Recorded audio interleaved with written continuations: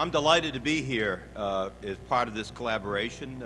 I want to thank the Massachusetts STEM Advisory Council, who's co-chaired by Lieutenant Governor Karen Polito, and I know that the Lieutenant Governor is scheduled to be here a little later on in the afternoon, but I want to thank Lieutenant Governor Karen Polito for her leadership in this field. She's a tremendous advocate, not only in the STEM field, but an advocate for a business collaboration with industry and education throughout the state. I also want to thank the other co-chair, Jeff Lydon, the CEO of Veritex.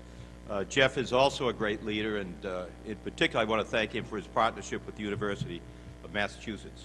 I see my old friend Mike Hogan here, who I've known for many years. I first met him. He was a great mayor for the city of Marlborough, and he went on under both the, he was a great mayor.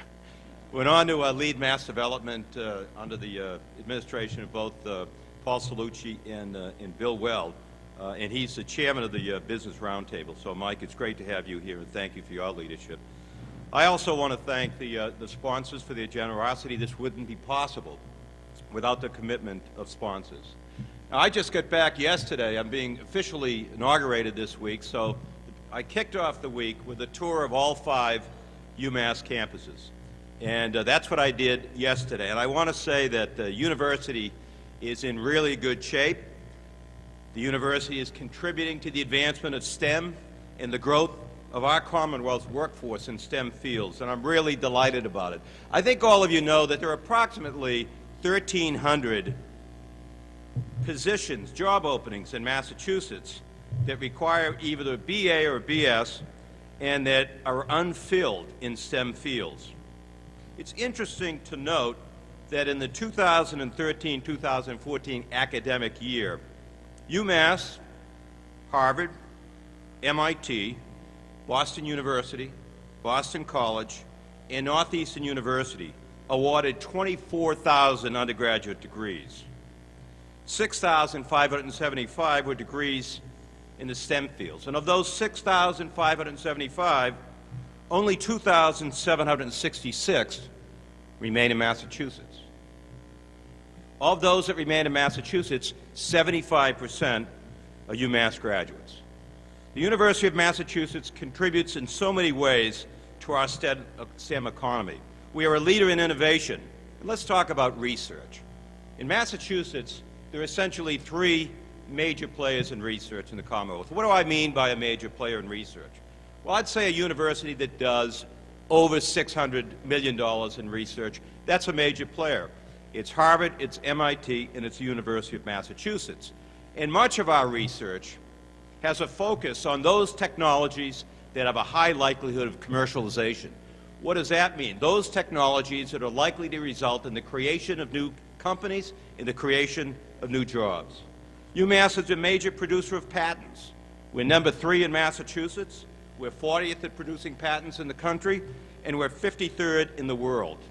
We're 2nd in Massachusetts in terms of commercial license income, 2nd in Massachusetts and 15th in the United States. And according to the Thomson Reuters survey of the world's most innovative universities, the University of Massachusetts ranked 37th in the United States and 57th in the world. We're engaged across the Commonwealth. A research park, for example, in Worcester, incubators in Boston, Fall River, and Lowell, National Science Foundation nanotechnology centers in Amherst and Lowell, a marine center in New Bedford, a biomanufacturing center in Fall River, and a satellite campus in the University of Massachusetts, Springfield.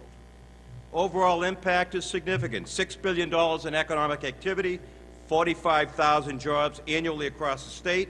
That's a 12 to 1 ratio in terms of state investment. And right down the road at UMass Worcester, right down the street, our medical school leads the Worcester Pipeline Collaborative, which has worked with Worcester Public Schools since 1996 to prepare, educate, and train K-12 students for the region's health care.